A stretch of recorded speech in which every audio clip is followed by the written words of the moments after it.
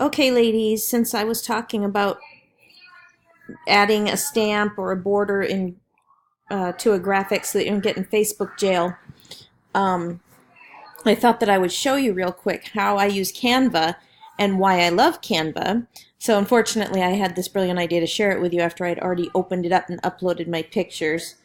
But I have gone onto Pinterest and downloaded all those bundles that she created, and now I have uploaded them to Canva.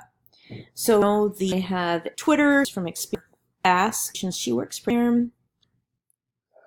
Keep talking about a little watermark. End up with a that is just this.